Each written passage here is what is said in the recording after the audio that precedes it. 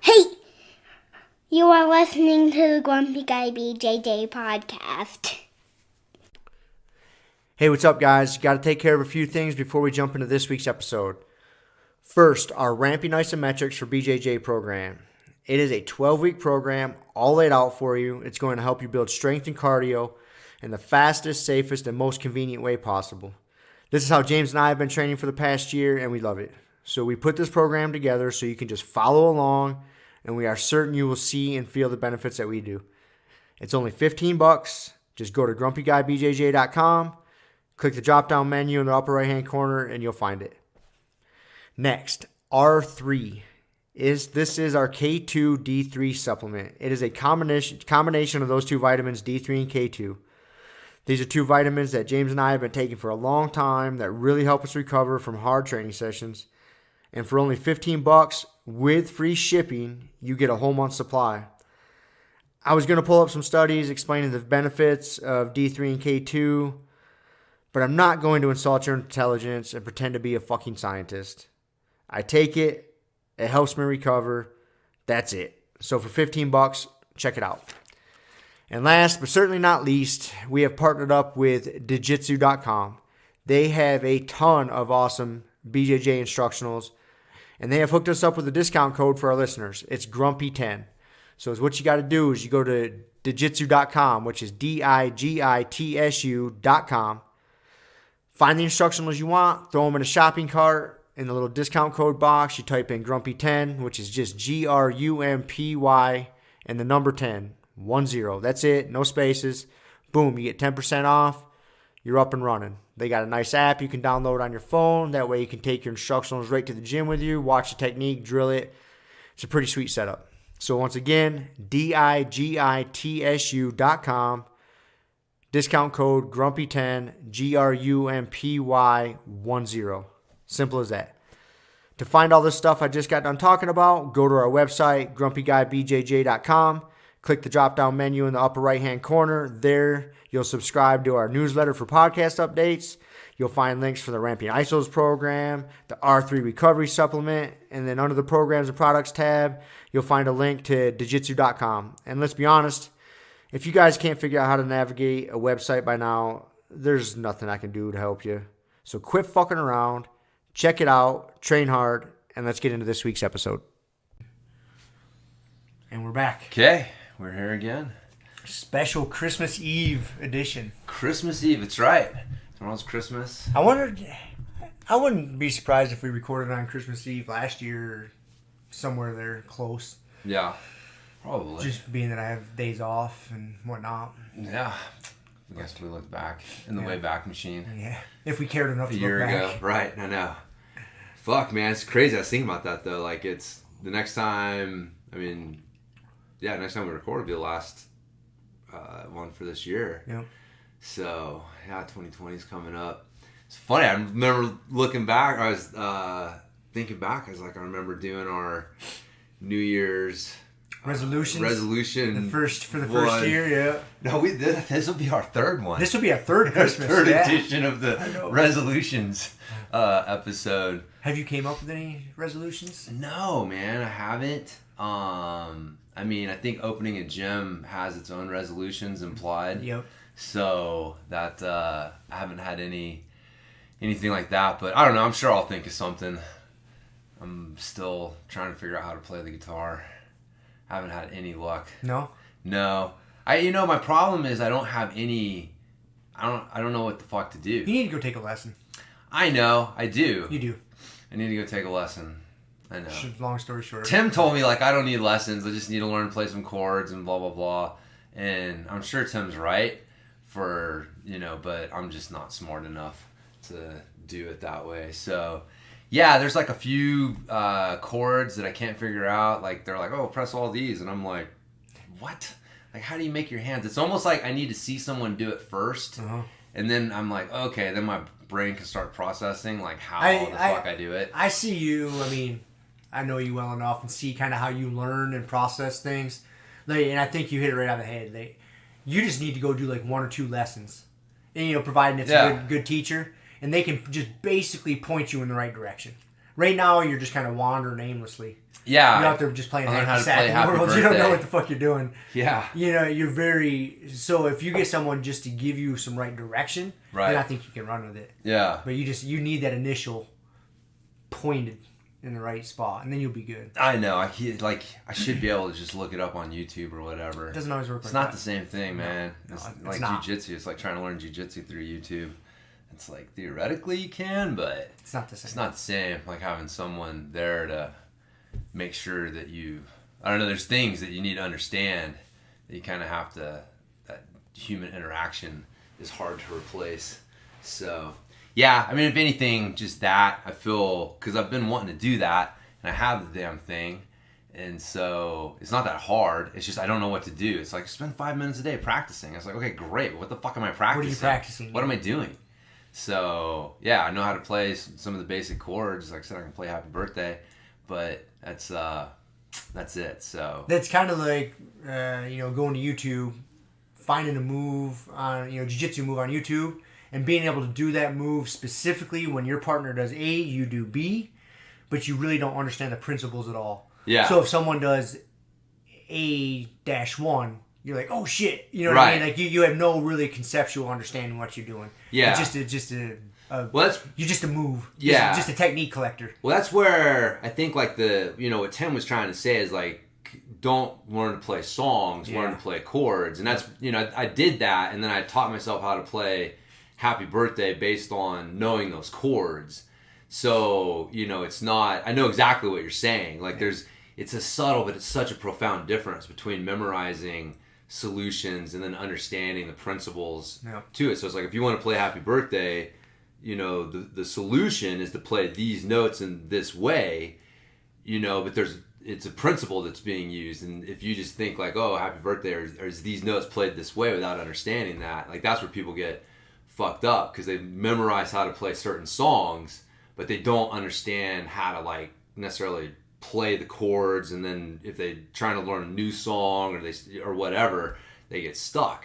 And man, I see that, see that in jiu-jitsu. I see that in mountain biking. You get that with like your fucking good local riders, the guys that have their local trails memorized. And they know exactly where things are at. They know exactly what they got to do to compensate for their lack of whatever. And they get really fucking fast at doing it. But then you take them out to some new trail or put them on a new bike that has a little bit different feel, and they're just like, fucking baby deer with fucking spindly little legs trying to make their way down the trail. And it's like, what happened, man? I thought you were a badass. I gotta get a feel for this trail. That's the thing. It's always like, I gotta get a feel for it. Like, get a feel for it was always code to me. Like, I don't really know how to ride. I know how to ride my bike on my local trails, but you take me out of that environment, because man, a good rider is going to be able to like ride anywhere on almost any bike. It's like you're going to be able to, you just understand how to apply the principles to whatever fucking problems are being presented to you. You're not trying to, so that's fucking always drove me nuts, the good local rider, because then they get really fucking good. They're fast in their local scene, so people mistake that for being good. And so then they're like looking to them for like, oh, he's a good rider, he should be coaching skills, or what does he do? And it's like he's not a good rider. He's just figured out specific answers to specific problems that he can execute really well, but that's not the same thing. And then, like you say, you see that in jiu-jitsu. People got very specific answers to specific problems, and man, if they can force you into that funnel, like it's tough. It's tough. But you get them out of that little. You throw a little bit different problem at them, or make it look a little bit different, and all of a sudden it's like they don't know exactly what to do. So I like taking advantage of those people. Mm-hmm. I'm at a frustrating but like interesting place in my jiu-jitsu now that I'm getting back to like some decently hard training after surgery. It's because I feel like coming in, like I'm at a place where I can kind of, I try to find a better word than reinvent. But it kind of says it, like I'm at a place like, okay, because I've spent the past 9 months, I never disengaged from jiu-jitsu. Right. I've been watching. And still been living the lifestyle. Yeah. Even though you haven't been rolling. I haven't been able to train. So, yeah, I'm coming at it from like a newish angle. Not revolutionary change in the way I'm seeing it or attempting it, but just a new thought process. I'm kind of digging it, because I'm really trying, just really focus on the technique and the problem solving. And if something's not working, I don't want to default to just put more heat on it. Right. I'm really trying to avoid that. Like, if Yeah. I get stumped, okay, the answer is not putting my knee in his face. I mean, sometimes it is, and there's situations where that's good to do. Yeah.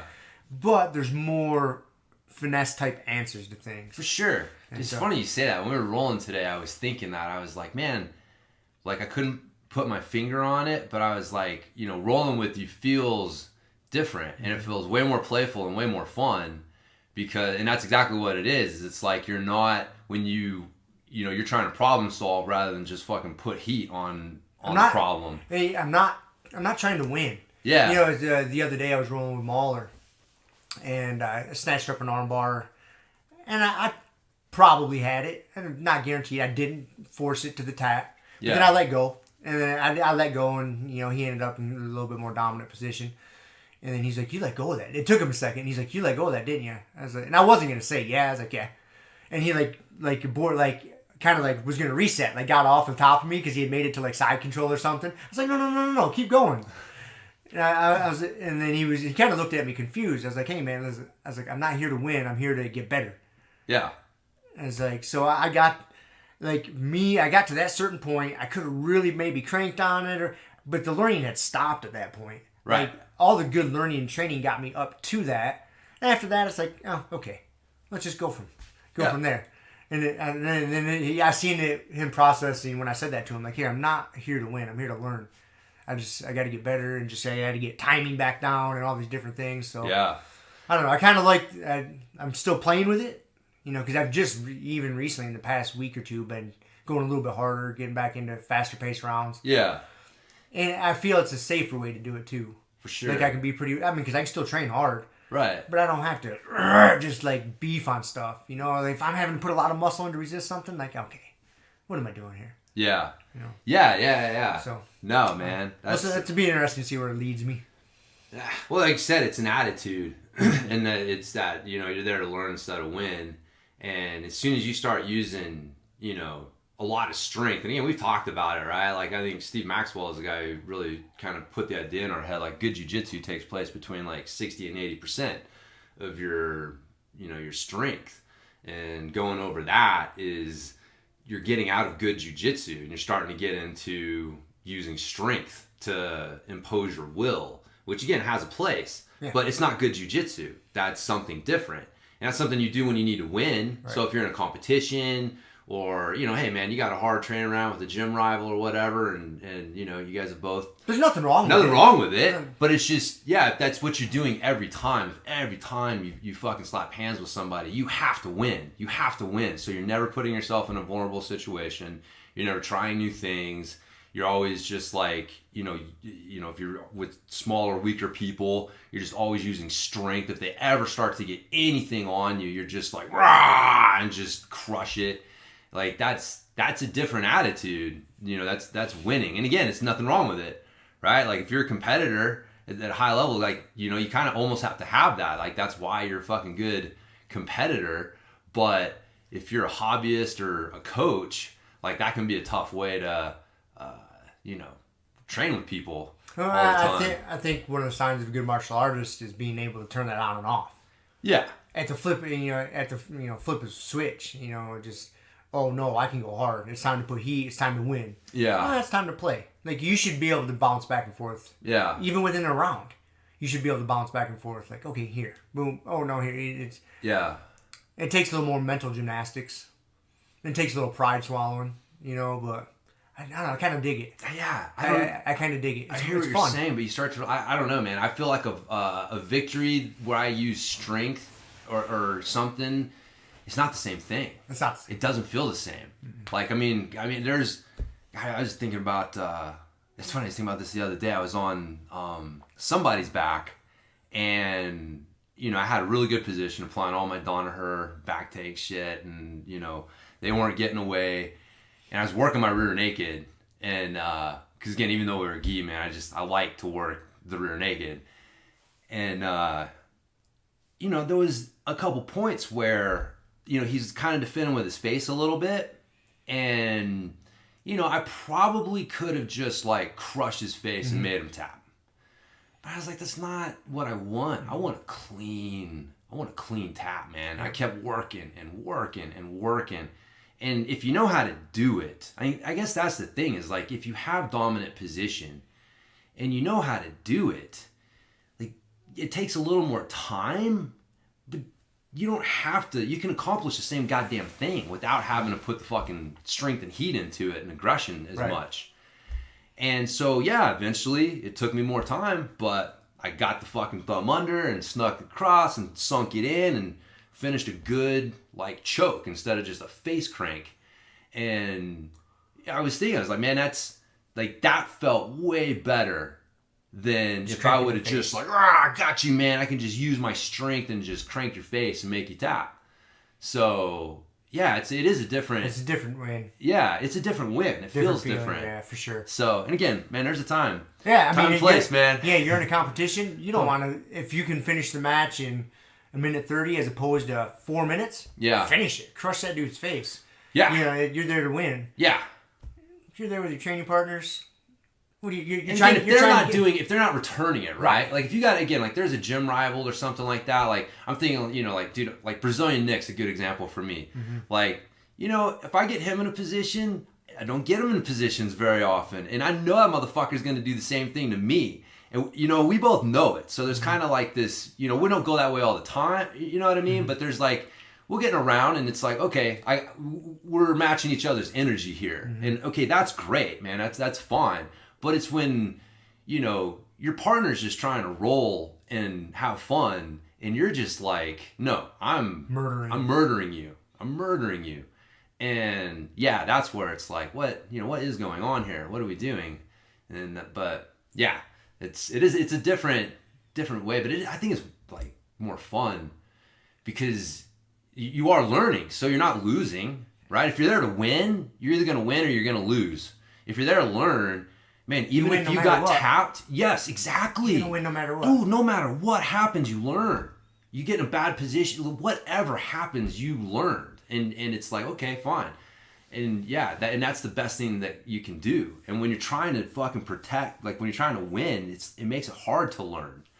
So I think like, the saying in jiu-jitsu, I love it. Like you either win or you learn. But I think it's where your focus is, where your emphasis is, makes a difference. If your emphasis is on winning, it's going to make it hard to learn. And if your emphasis is on learning, the wins are going to come. So I think if you're always focused on learning, like you're going to get better. You're going to win. You're going to, start winning. But it may take a little longer, but eventually it'll happen. So anyways, that's kind of where I'm coming at it from. Yeah. Now, since I'm coming back. Yeah. Just kind of keeping it playful and just. That's funny, man. I totally noticed that when we were rolling today. And again, like I know, there was, when you get a position, like I know it's, like it's hard to describe. I'll still go hard. Yeah. But not like, it is a little bit hard to explain. You know what I mean? Like, not dickish hard. Right. You know what I mean? But, I'm still putting pressure on. I'm still trying. Don't get me wrong. I'm still fucking trying. Oh, fuck yeah, you are. I'm still trying. Yeah. But you're not giving anything up. No, fuck, I'm not giving anything up. It's just, there's I don't know. There's an energy there. I don't know. It's harder to describe, but it was like, I could feel like, man, I'm thinking and I could feel you thinking rather than like having a lot of my mental energy just going towards like trying to deal with the fucking aggression. Right. And it's just a different feel for the role. And yeah, again, it's kind of hard to describe, but it's so funny you mentioned that, man, because I remember there was a point where I was like, dude, this, it feels different. Like Rob's not, he's trying hard, but there's not that just like constant little like aggression behind everything. So the bully jiu-jitsu. Yeah, that's what I'm trying to get away from, is bully jiu-jitsu. Like, yeah. A lot of my observing over the past 9 months and just watching everybody and just taking mental notes and actual notes and paying attention. Like, I'm trying to get rid of the bully jiu-jitsu. Yeah. I mean, it'll always be there. There's a time and place. There is, man. There's a time and place. There's a tension, right? You don't want to resolve it. Right. You don't want to resolve it. You don't want to go one way or the other. Right. It's just starting to realize like maybe I was going a little too far towards the bully side, and so I need to kind of bring it towards the learning side. But oh no, there's a time and a place. Oh, for sure. For sure. Like I'll dude against like Trey, I'll bully the fuck out of that guy. You have to. That little fucking hobbit. He's so hard to get anything on. So it's like speaking of that, I don't know how this would be easy enough to explain on an audio podcast, but something that like really makes him good about like passing his guard or positioning. I connected some dots. I was rewatching the Danaher guard retention, instructional this past couple weeks. I've been watching it again. And if you watch Trey, he's so good at keeping, in almost any position, his elbows and his knees glued together. So if you're on your back, like you're up in like the dead bug position, and his knees pull up past his hip line. Yep. Yeah, always. And because he's got good, like hip mobility or lower back, whatever it is, and he's got short limbs, and he's real compact. He's always trying to make that connection. And he's always trying to, if you watch him train, I watched that on the Danaher thing like a couple weeks ago, and then I was watching him roll after I had just watched it. And I was like, man, he is using the shit out of that principle. Like, he's always closing that gap. And that's how when you start tumbling around with him and roll him, and he always ends up like, going to your back or, getting like the, kind of like the Marcelo attack from the back. But if you watch, he's always closing that gap. It's like, Yeah. No, that's, I know exactly what you're talking about. Like passing his guard, man, is because if you pin his fucking upper body down, he's bringing his legs up constantly. It's just, and so it's like if he can't, he's trying to close that distance, and it's just that instinct. And so it's like, no matter where you have him, he's constantly trying to reestablish that connection. And he's another one that I had to start working the spread angle of doom on because he, you get past his guard and. To pass, I got like, the upper body control. So it means like his legs are kind of free and and he's just fucking throwing those little things up. And so it's hard to consolidate in side control because it's easy for him to slip something in. But if I can just keep my head low and keep his arms pinned and come around to like that north-south position, his legs can't fucking get to me. And then I can start trying to work something from there. But yeah, he's constantly working those legs in, and he's presented some good problems. So it's funny, man, when I think like, training partners like make you so fucking good.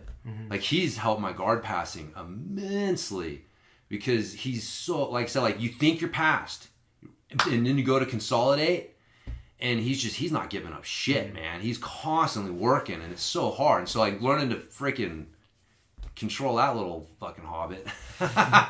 He's got tiny little limbs, man. And so it's hard to, you can slip him in a little bit of space. He's fun to train with. He's super fun. So, Brazilian Nick too, but he's a lot of fun to train with because he's super technical. Yeah. He goes hard, but again, he's not aggressive. Right. Again, it's kind of a hard way to explain it, but he's really technical. And so he's fun to train with. Because Yeah, you can feel him thinking all the time. Yeah. He's got the wheels are spinning. Yeah, and then you got your training partners that you can tell that it's forward and reverse, and the reverse is broken. So it takes all types. It does. It does, man. That's what makes it so good. I know we had a good training session this morning. Hell yeah, man. We did what? We drilled a couple rounds, and then we did probably 4 or 5 minute rounds, and then one long 10-minute. 10-minute round. I forgot because I was working something, and we got the fucking timer in that room only goes to 9 minutes. And so we were going to do the 9-minute round and the minute break. And I forgot. Like I got to a position. There's so many goddamn beeps. There's a 30-second beep. And then it got to the I kind of put myself in a fucked up position, but I was like, there's only like 10 seconds left. So what? And then the timer went off, and James wasn't stopping. I was like, oh fuck, we agreed to go to the next minute. And I had already flipped the switch, and then so I tried to get out, and you like almost darced me, and I was like, God, I was like, I am not fucking tapping to this darts just because I fucked up and forgot we were going for another minute. And it was tight. Like you had like my head, like I was like, Bree, I was like, dude, this is not good. Like I totally fucked this up.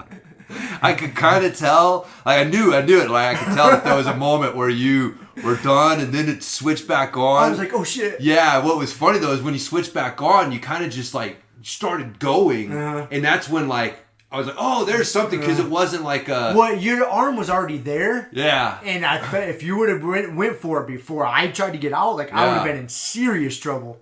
And so I was like, oh, fuck, I hope he doesn't see this. I gotta go. Yeah. No, that's right, man. I had to just fucking take the pass off of it. But, man, the head's a good control point. It was funny. That guy was... I had to show that to Joe Funk, man. Because I was dorsing him. He does that. Like, because he's one of... just reaching with that top arm. And I was so bad about it. This is another one where, like, dude, Fat Adam, man, we make fun of him, but I love that dude for several reasons. But one of them is because his darce is super legit, and he darsed the fuck out of me a few times. And it's like, all right, I gotta figure out how to deal with this shit. And so, yeah, his darce and his deep half guard. Kiele's obviously got a good deep half guard, but those are two things that, like, I'm like, dude, I've got a decent defense against because I got a good training partner that hits those things. But, yeah. And then I think you were teaching the class where, like, it clicked on how to do it. Like, where the darce came in. And then I started to see how the darce fit in with the arm and guillotine. Yep. And then the monoplata that we've been working on. And, yeah. But once that little triple threat fucking clicked in my head, it's like, oh, okay. But yeah, when you can grab somebody's head and, like, legitimately threaten stuff, it changes things. The darce is a good control point because you're lacing that arm down and under, and you cup the back of the head. Yeah. It's kind of like your starting point, and then you can really drive your shoulder in and be heavy. So you got, like, your shoulder is like pinning their lat kind of in that ballpark, and so you got good control right there, even with just one arm. Yep. Before you can, like, get the other arm involved and stuff. It's a good setup point for a lot of different shit. Yeah. Because they have to respect it. Yep. They either got to turn in hard and try to, like, belly down and get out, or turn back hard. But if they don't react. Oh, once you trap that elbow, like, they have to do something. They have to do something. Yeah. So it's a good setup. Yep. To present a lot of opportunities. It is, man. It is. It's gi or no gi. Gi or no gi. A lot of people don't do it in the gi because they always hear the bullshit excuse like, "Oh, my hand gets stuck up in all the material." I was like, whatever, man. Whatever. It's a great move. I use it all the time, man. All the time. It is a little tougher to, like, finish shit in the gi, just because the friction, and they got more shit to grab. But just as a control point to use the pass or just make them react, and then their reaction is going to open up something else for me. So usually, like, I got to do that against, Kiela is a good example because she's so good at keeping her elbows in. So if you can start, like, just, grabbing the head and just, not even like the darce, but just start threatening something on the head. They got to pull their elbows out. Yeah, they got to do something. They're going to have to address it. And then, there's space there. So even if I'm not looking for a choke or a pass off of that, like, people will react to you grabbing their head. You generally have to. Yes. That is one of the few things that you're almost guaranteed. They're going to do something. But they'll ignore a lot of other areas of the body. But when someone gets an arm wrapped around your head and you feel them cupping your chin, yeah, there should be plenty of alarm bells going off. Yes, yeah, dude. Like, this is not good. Dude, that's one of those red alert. Yeah, there's some of those things where you just abort everything else. And deal with that. Doesn't matter where I end up, it'll be better than where this is headed. So, oh yeah. Fucking, I miss old wrestler Brett, man. I ain't seen that dude in forever. Yeah, man. He was on a headhunt mission there for a minute. Yeah. He's one that got me real good at defending those things. But yeah, he grabbed my head a few times and squeezed. I was like, fuck, man. Yeah, he was getting into the rolling guillotine, like the Raider roll. Yeah. Like Justin Raider roll and shit like that. Yeah. It was funny. I remember I told him, like, when he was starting to play with it, I was encouraging him. I was like, keep going for it. And I was like, it was fully selfish. I'm like, we don't have anyone here who does that. And obviously, you going for it a little bit has highlighted the fact that I don't really know how to defend it, super well. So get good at it, man. So I can learn how to defend it. So mission accomplished. But now he's not training, man. I don't know where he's at. People come and go. Yeah. Well, Beto wandered back in. You saw all him? furry. Yep, that's right. He's got the giant big furry old beard and shag on the head. That's right. Yeah, that's right. Yeah, you were there because we were disciplined. That's right. You came in right when I was just saying discipline. You're like, I don't know what we're talking about, but I like it. But basically, it's like, man, I just haven't been motivated, and I hear it.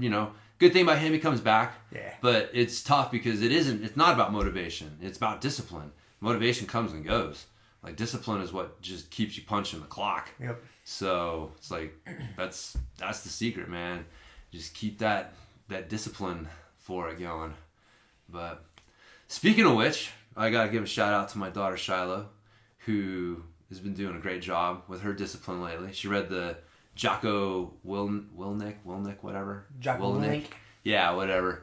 The kids book, because we're going to be using it at Fruity BJJ, and so she wanted to just kind of know what we were going to be doing. But yeah, man, she came out of it all inspired to start, having some better discipline about stuff, and been waking up early and working out. And that's awesome. Wait, I meant to ask.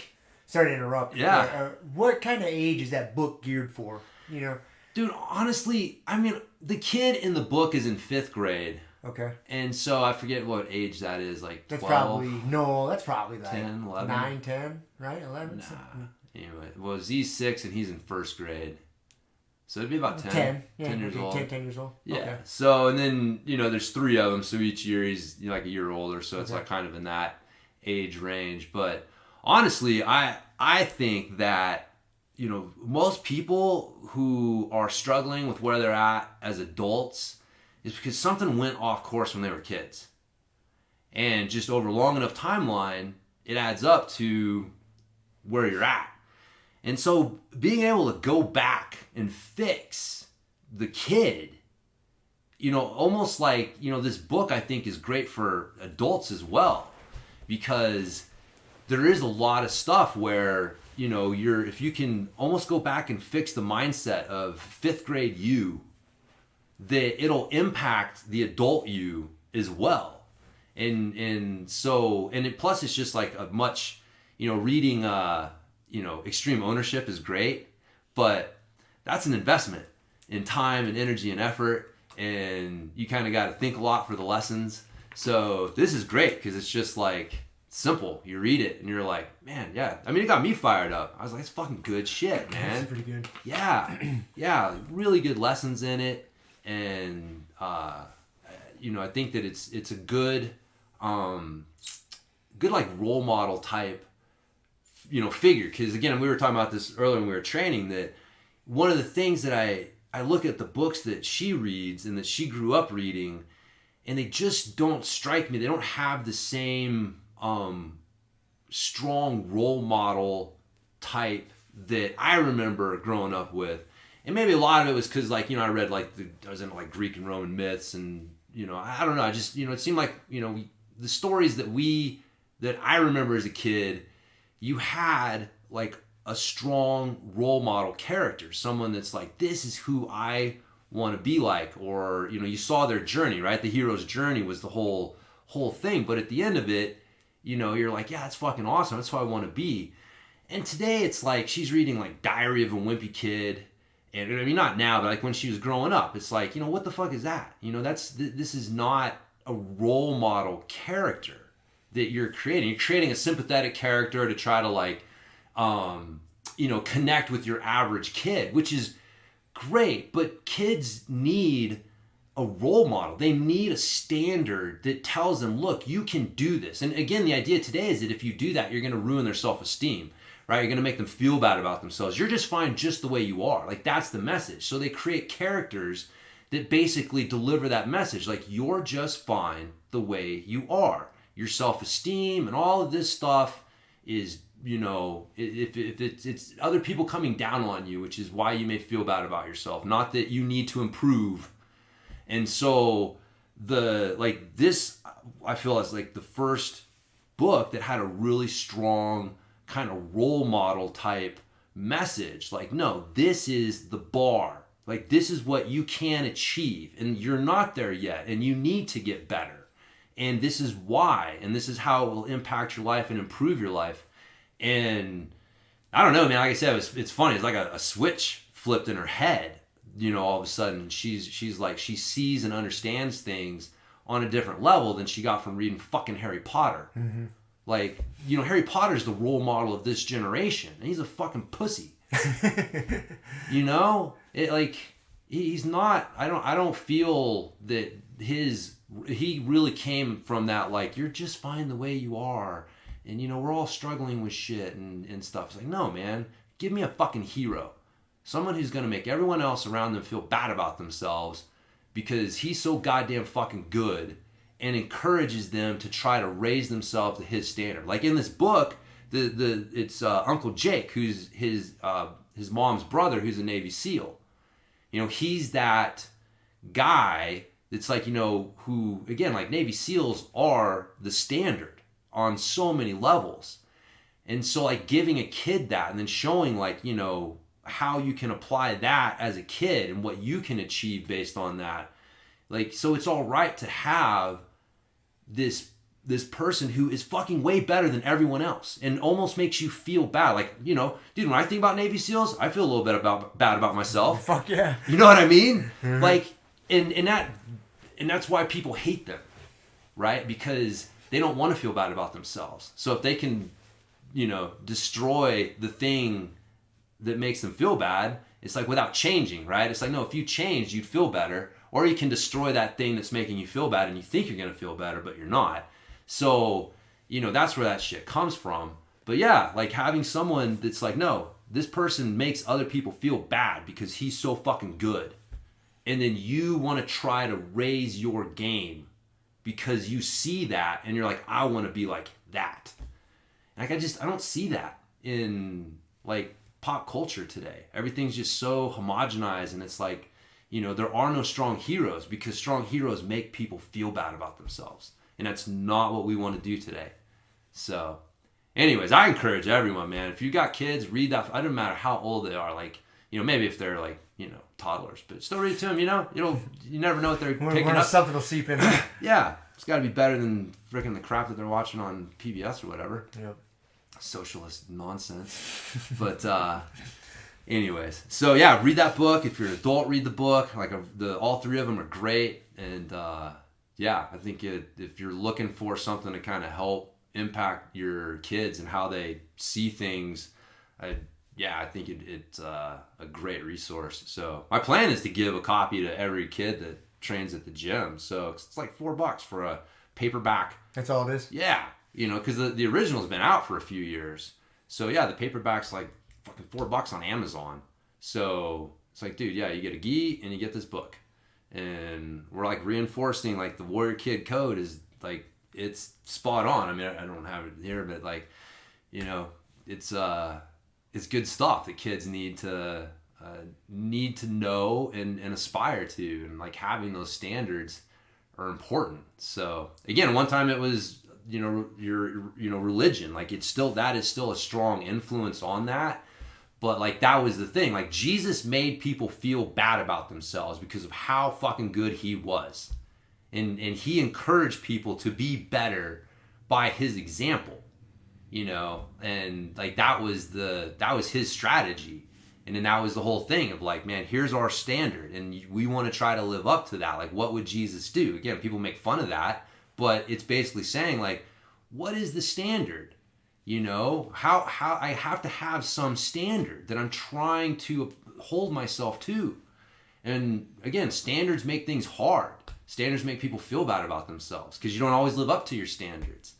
And then you got to admit you failed and you got to try to do better next time. Who wants to fucking do that? So, but man, having those standards, having those heroes for people is super important, and taking them out of society and stuff because you think that it just, making people feel bad about themselves is the worst thing you can do. No, man. It's not going to end well. No. People need to feel bad about themselves because they're not fine the way they are. Nobody is. No matter how good you are, you can get better, and you should be trying to get better. And as soon as you think you're fucking just fine, like, you're not. You're not. That's when things are going to start going sideways. So, yeah. Hell yeah. Yeah, man. Fucking pumped. I know, I was just letting you rant on that. That's good. Yeah. It was good, man. No, I feel it was awesome. Like seeing that. So, and then, she entered we had the kids and, white and blue belt tournament over the weekend, which went really well. But, she entered last minute. There was a couple kids who didn't show up, and she hasn't been training jiu-jitsu much at all.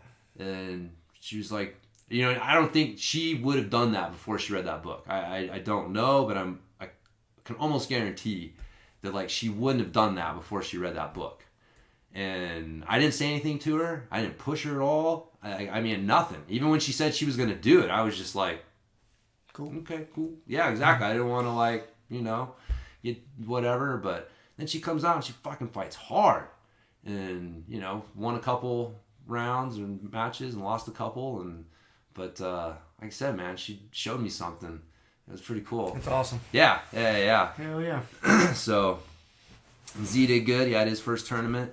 I don't think he really quite understood what he was getting into. But Yeah, so you don't think he really knew it was like much different than a regular class? I don't know what he thought. You know, I think he knew we were going to do jiu-jitsu and, you know, we were going to wrestle, but I don't know if he quite knew exactly what was going on. I mean, he's never been to a tournament. He's never... He doesn't have any frame of reference. Yeah, not really. I mean, he's been to a tournament. Almost lost him in a fight to win once. But I remember that story. Yeah, just yelling at Kiele, like cheering her on, turning around, like, "Where's he? Oh shit! I lost my kid. I gotta find him before this match is over. I got 3 minutes." But fuck, man. Anyway, God, I lost my train of thought. What are we talking about? Z. His tournament. Yeah, so he's, you know, but he doesn't remember that shit. Yeah. So yeah, has no frame of reference. So. But he did good. He had 2 matches that he won, and he was thinking that this was going to be a lot of fun. Good day. And then he lost a match and realized that, like, it's not all rainbows and unicorns, man. No, everybody loses. Only one person on any given day doesn't lose. So, yeah, I mean, it was tough. You know, it's tough for anyone, man. Like, the emotions and stuff. You're there. You want to do well. Everybody's cheering and all this stuff, and you know, as cheesy as it is, you want a medal, right? I mean, you're a kid, you want a fucking medal. I mean, you're an adult, you want a medal. You know, it's fun. It's cool. It's fun. Yeah, feels good. So, you know, and that was his thing. As he was saying, is like when he lost, he was saying, you know, he felt left out. I was like, man, I totally know what you mean. Like when you lose, like that's a good way to describe the feeling. Like you feel left out now, right? Like 'cause other people are getting medals, other people are getting congratulations, and even though everybody's like, you know, hey, you did a good job, it's not the same. It's not the same thing. It's like, okay, I'm no longer part of this. You know. I've never heard a kid explain it that way, but that is a really good way to explain it. Yeah. When you lose, it is. Yeah, I feel left out, so that I can see why a kid feels bad. It's just, you don't feel bad just because you lose. From our adult mind, it's you kind of I'm not getting what everybody else is. Yeah, just you're not part of it anymore. You can feel it. There, you know, that you can tell. Like there's definitely a different feeling when you're like, you know, winning and going advancing or whatever. So. So anyways, you know, he pulled it together. You know, he wanted to not stick around and cheer for his teammates, and I made him sit on the mat, and, you know, so he pulled it together. Yeah, exactly. And I was trying not to come, you know, I don't want to come down on him. It's not like, you know, there was like one point where I was like, look, man, no one else here is crying. Everyone else here is lost. You know, like, it's okay, right? I understand. Everybody here is feeling left out. And so, you know, that was kind of the closest that I came to, like, you know, stop crying. Because that's not it. And I can totally understand, man. I've been there. It's like, I feel like fucking crying sometimes. Yeah. It's emotional, man. Things happen. And, but yeah, he pulled it together. He did really good. Just kind of, you know, ate a cookie and just, you know, everything was cool. And so, yeah, he had a good attitude in the end. And so we, Kevin promoted him to his gray and white belt, which he's been looking forward to for... He was pumped about that. Quite a while, yes. When I came over today, that was the first thing he showed me. Oh, yeah. Carries it around with him, shows everybody. So, yeah, he definitely earned it. You know, I told him that was his goal, if he could have a good attitude, right? Like, that's... I think when you're going to tournaments, especially with kids, it's like, that's the goal. You need to have a good attitude whether you win or whether you lose. Like, that's the goal. That's the goal. It's, you know, whatever happens is going to happen.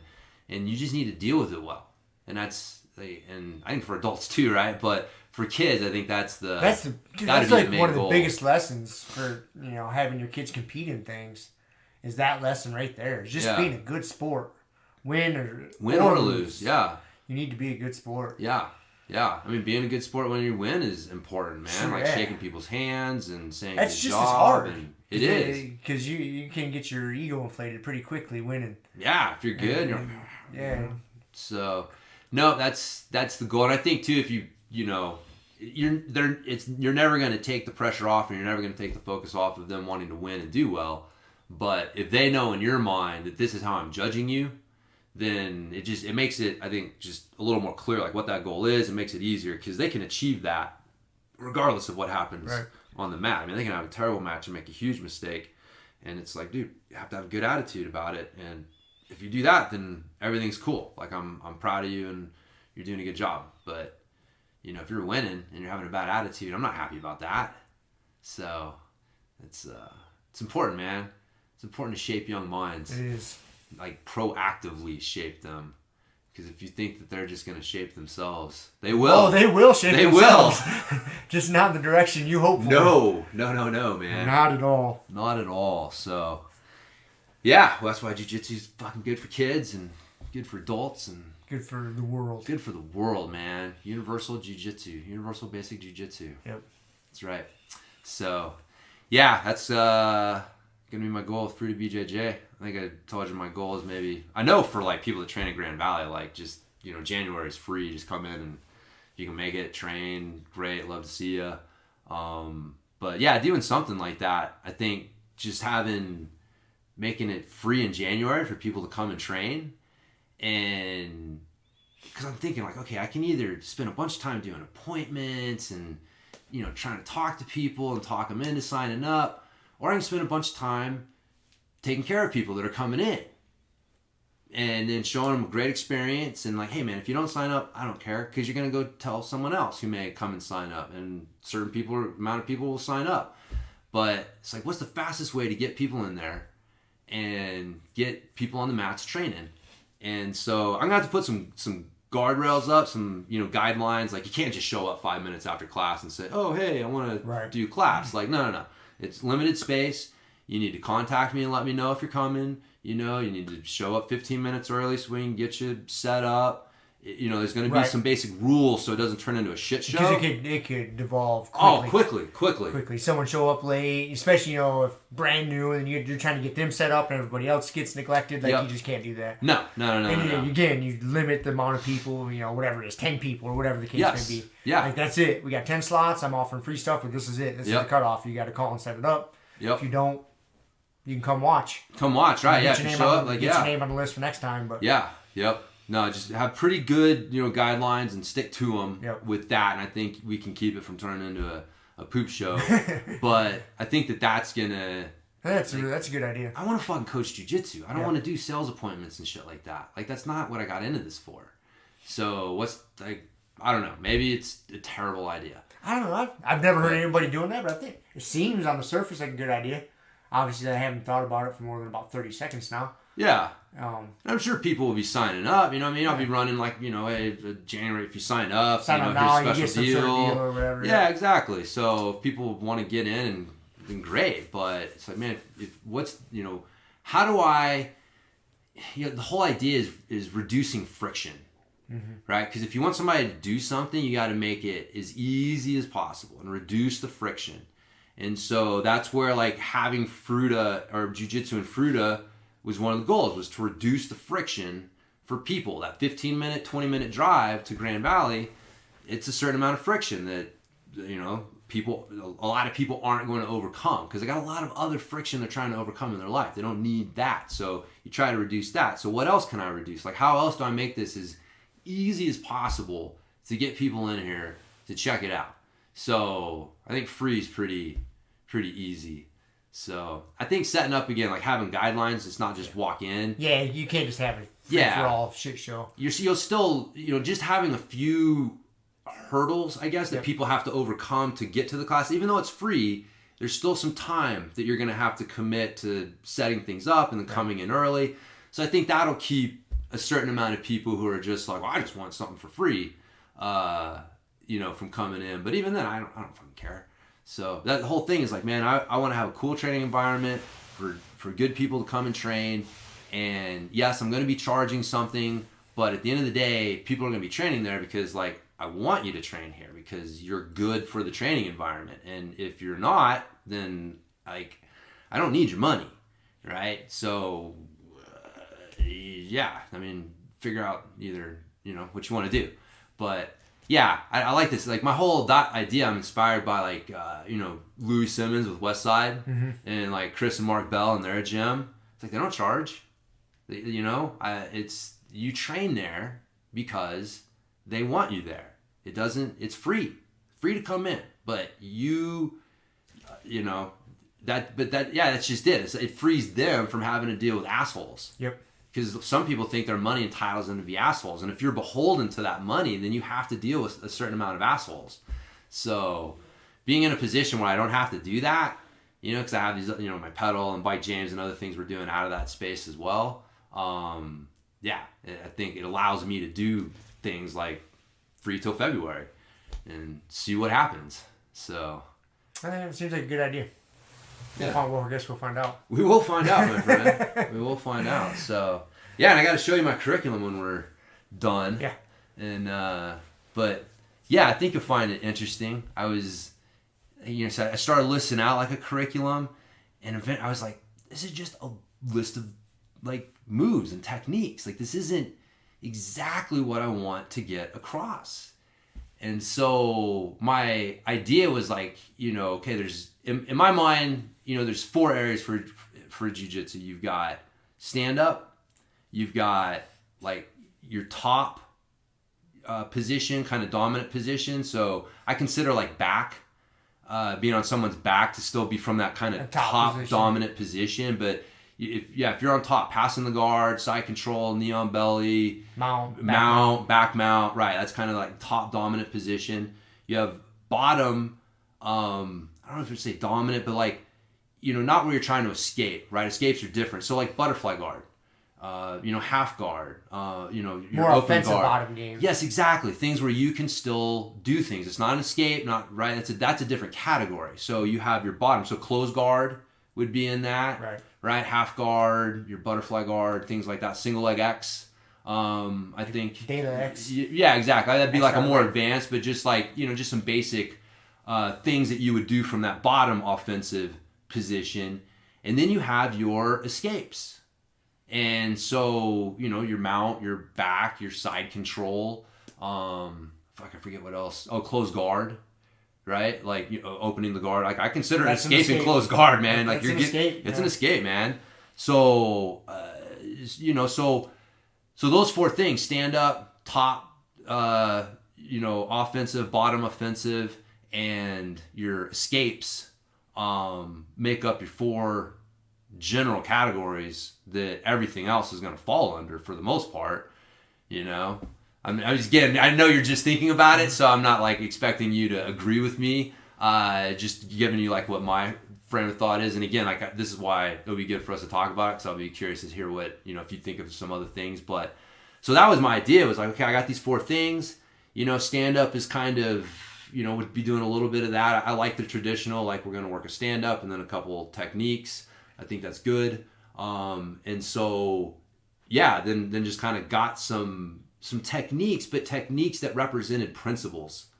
So like, I think butterfly guard is a good example. Like, butterfly guard is a great position, and the moves from there are a great way to employ the concept of controlling a post and then using leverage to disrupt their balance in the direction of that post.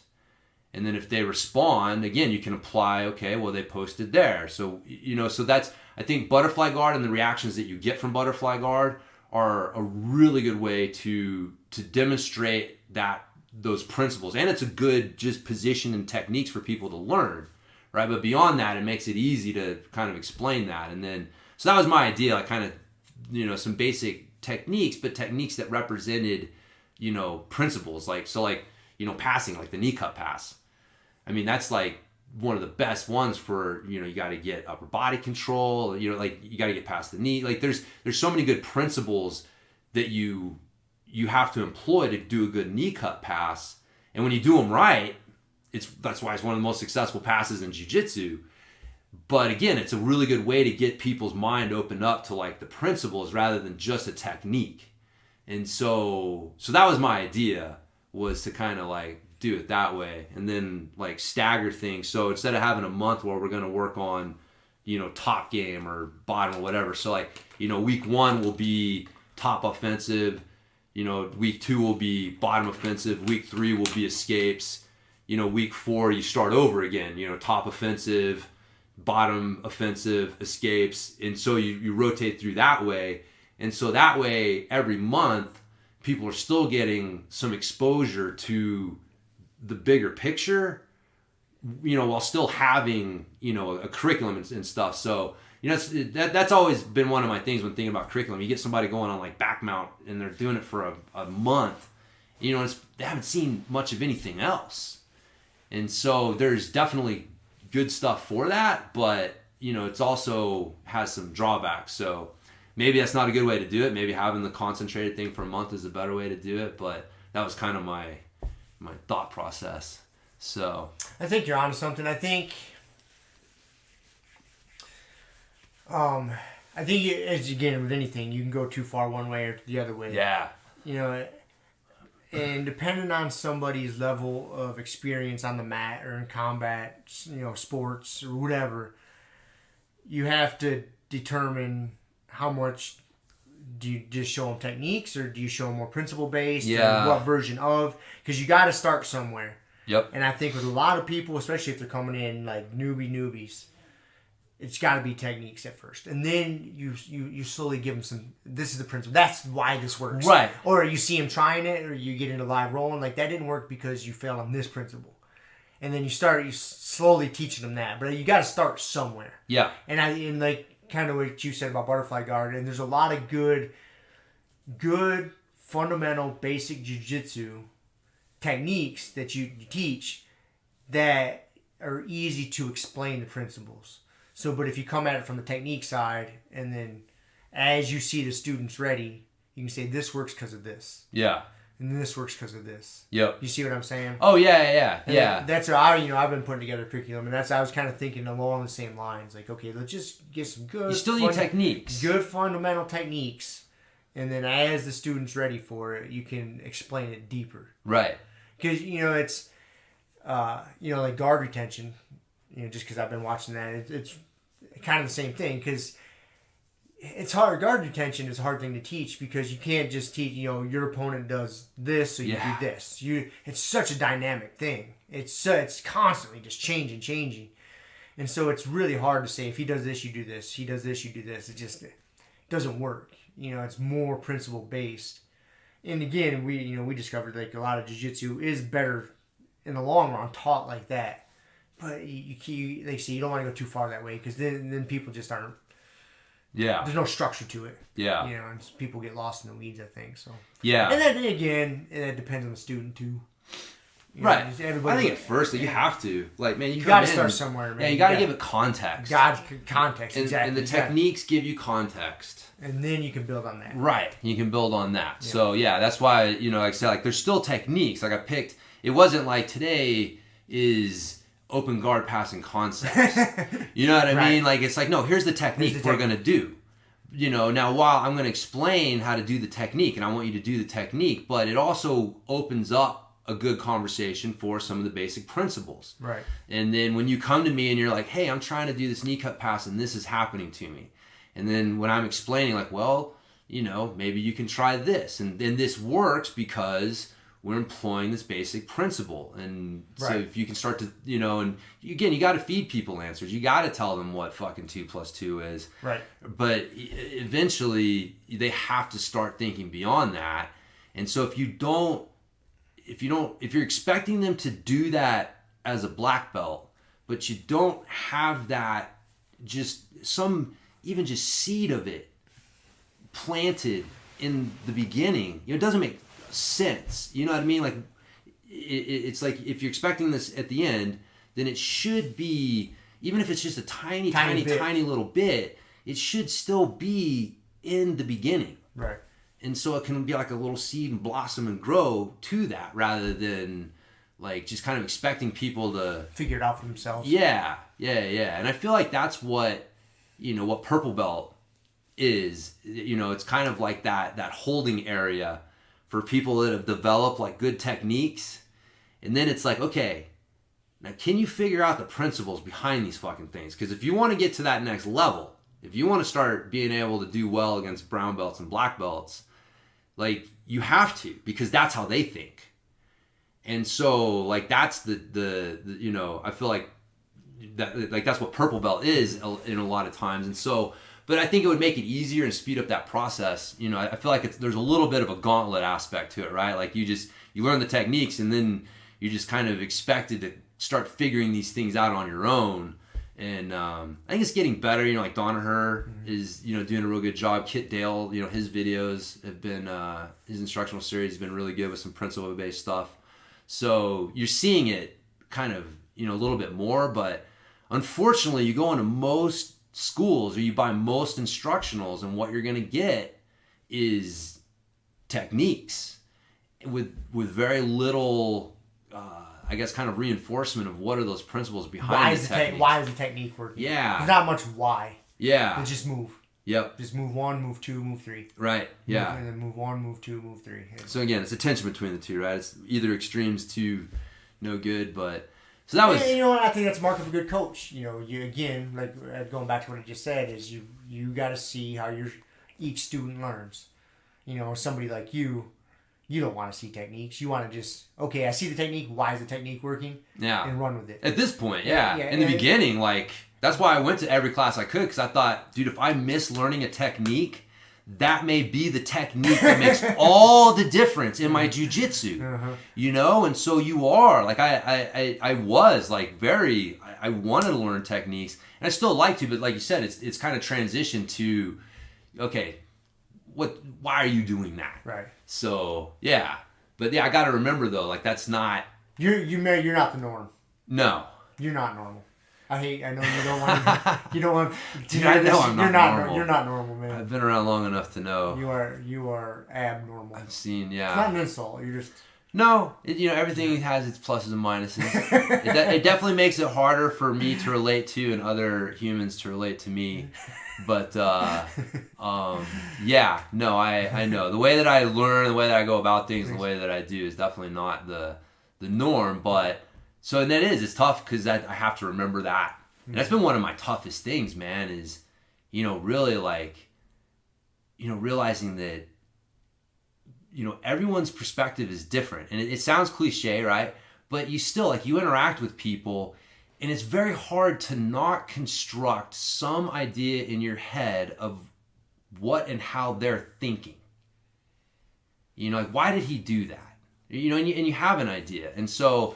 You know, or somebody says something, you're like, God, you know, that's, you know, I just answered that question like an hour ago or something. And you're thinking in your head, like, well, they know this, and and it's like, well, no, they fucking forgot, man. And so you don't have to stress out about it or whatever. But it's hard to not think that other people are seeing the world the way that you do, and then judging their actions based on that. And it's like, no, man, not everybody remember shit the way that you do. Not everybody sees things the way that you do. Not everybody's as fucking analytical about stuff as you are. And so you fucking bumping up against everything with this thinking that everybody's like you makes it tough. So yeah, just trying to be a little more empathetic to other points of view. Humans. Yeah, because I know, man, I'm not saying it's tough, because I'm very analytical, and it does get tough, because I'm looking at things and I'm just like, even like, you know, relationship problems, I'm just like, it's tough for me to not break them down in a very logical way. And then, you know, okay, well, why, you know, I don't understand, you know, it seems so simple to me from this side. And it's like, dude, it's not always, it's not how it works, man. It's not how it works. Like, the other people, yeah. So anyways, yeah, trying to be empathetic. What the fuck's at my front door? Someone ringing the doorbell. I know, man. Hopefully someone out there. Shiloh's out there. Is she? The hell do we got? What's going on? We may have to cut it short, huh? I don't know. Let's see. That's all good, though. All right, on. Merry Christmas, you Oh, guys. thanks, guys. Thank you. Christmas cheer. So awesome. That is awesome. You two are too cute. Yeah. Thank you. Yeah. I know, our little mohawk. Yeah. I love it. We can't go. Sorry. We gotta No go. problem. Well, Merry Christmas. Yeah, Merry thank you Christmas. guys. Thank Appreciate it. Yeah, you guys so too. much. Thank you. Yeah. See ya. Oh. The neighbors bringing over some The neighbors Christmas bringing cheer. over shit. Yeah. Christmas cheer. So I gotta go pee. So Shiloh, why don't you fill in? Okay. and you can tell. And we will taste test the treats. Bring Oh, the things in here. hey. On air. What do we got? There you go. Okay. Well, see, I won't take one of these because there's only 4. Oh. So I'm speculating they knew there was 4 members of your family, Yeah, I think and so. it would not be right to I me. don't think they counted And those for look Uncle pretty Rob. goddamn good too. They do. Look Like like old homemade. chocolate cookies with frosting in the middle. The 3 of us just ate all of them now. No one would know They would No one never would know. know. until they listen to this I next know. week. Alright. What's in that bag? Some homemade caramel popcorn, All it right, well, seems. I can Go have some of for this it. Yeah. without offending the Wilson tribe. So you've been out there seems practicing good. hacky sack? Not really. I was finishing a drawing for my grandparents, and then I was getting ready to make cookies. What kind of cookies you make them? White chocolate peppermint. Those So. are the ones you already had. Did you make that last batch? Yep, I The did. ones your mom brought to me at the gym? Those are pretty good. Thank you. Yep, They I'm barely making made it them. home. I ate like 1 or Yep. 2 on the ride home, and then the rest of them got eaten that night. They're so So such a good recipe. I love them. you're making the same ones again, huh? Well, this time I'm gonna put peppermint M&Ms in instead because my grandma has dentures and it's hard for her to eat like candy cane parts. So yeah, we made a batch for them 2 days ago, and they came over and they loved it. So I'm gonna make some more for them tonight. Oh yeah. Yeah. So love making cookies and stuff. It's a lot of fun. You can cook and bake a lot better than I could. When I was 40. Shit, you can probably do it better now than I can, and I'm 40. Well, you got the cookbook now that I you did get a can pretty sweet learn cookbook. from. What's oh, you suck at cooking? Yep. Yeah. If anybody's wondering, that's a great YouTube channel. It really is. You guys should check it out You for suck sure. at cooking, very entertaining, and there's actually like good recipes on there. There is, yeah. It's really entertaining to watch and learn a lot of new You stuff. suck at cooking? Yep. Yep. The Wilsons hooked me up with the sweet You Suck at Cooking cookbook. Yep. Looks like it's gonna be a good, not even just a cookbook, but a good read. Yeah. Be entertaining. Very entertaining. Heck yeah. No, popcorn's good. That's pretty good, man. Let me steal some more. Yeah. That's pretty Go good. for it. All right. Very good. All right. Thanks for filling in there, co-host. Of course. You can Anytime. take those, please. Okay. They will Okay. get eaten if you leave Yeah, them right here. it's not All Not a right. good idea. not the good idea. All right. Love you. Love Thanks, you Sean. too. Yeah, of course. Practice the hacky sack. Okay, I will. Skirt all the responsibilities. Practice the hacky sack. Don't do that. So, you Anyway. seen this thing? No, what's this? Remember when we were at Masters Worlds a few years ago and they're coming up to us in line and asking, like, would you be interested in a service where you could send videos? And we were like, yeah, we want Kevin to be on there. Yep. I think they made it a reality. I don't think Kevin's involved. We're giving you one free video review coaching session from one of the world's best jiu-jitsu athletes. Got it in my BJJ box. So, man, the BJJ box has been pretty good. It's been, That's kind of cool, man. yeah. So you can take a video of a competition match or training match Yep. and send it off to one of the coaches. Yep. Pick out who you want. I can have Wagner. Wagner Rocha. Wagner Tell you you're Rocha. not being mean enough. Yep. Exactly. Dude, that was some pussy bullshit jiu-jitsu. Do Yep. not send me another video like that ever fucking Right. again. I could see him responding something like that. Like, what is this nonsense you're What sending is me? this? You're wasting my You call that a time. commercial trap? You You're fucking asshole. Playing fucking patty Yeah. cake. Toledo's on there. Yeah, Toledo's on there. What's it called? The name of it is Review. Review. So the website's www. I don't know why I just did that. It always annoys me because all websites are www. Yeah. That's World Wide Web, right? Yeah. That's so sad. It always drives me insane when you hear people on podcasts say, "Oh, go to my website www." Like, motherfucker. Do you ever type that in when you're No. on the Googles? Never. I never type in. I just type in, like, if I'm going to give you this website right now, my review, which is myreevuu.com. Yeah. I just type in myreview.com. Yep. I don't even type in .com. I just type in my review and hit go. Huh. And then fucking Google gives I'll me the do right the shit. .com. Sometimes it will. Yeah. But it usually pops up. It'll be about the first one. You just click on it. Oh, yeah. But anyways. So yeah, myreview.com. It's even better if they're paying for ads and you click on their ads. So you just I- made them pay for the fact you're too lazy to type in .com. I intentionally, because Google always tells you it's an ad. Yeah. I intentionally never click on the ad one. Yeah. I always click on Now, if you like them.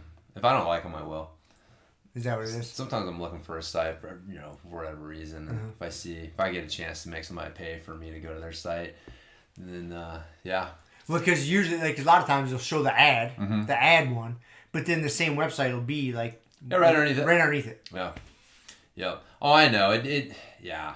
Anyways, we're going down a weird rabbit hole. It is a weird rabbit hole. But yeah, so that's kind of cool. That my review thing, it's funny. I heard because Talita was interviewed on the Matt Byrne podcast. Oh, was she? Yeah, and which is funny because Talita came out here twice. Yeah, she's been here a couple times. Yeah, you have a choke, the Talita choke. The Talita choke that I was using today. Yep. So, not quite successfully, but no. So, anyways, we've had the privilege of training with her a couple times. She was the person who taught me the difference between weight and pressure, because she's like 135, 140 pounds, and dude, like when she got on top of you, you couldn't move. Like so, it's like that's pressure. Like that 140 pounds coming up, that's pressure. You know, and then you get like some 200-pound white belt who doesn't know how to use his weight. It's like, yeah, it's heavy, but it's not the same thing. It's not pressure. It's not pressure.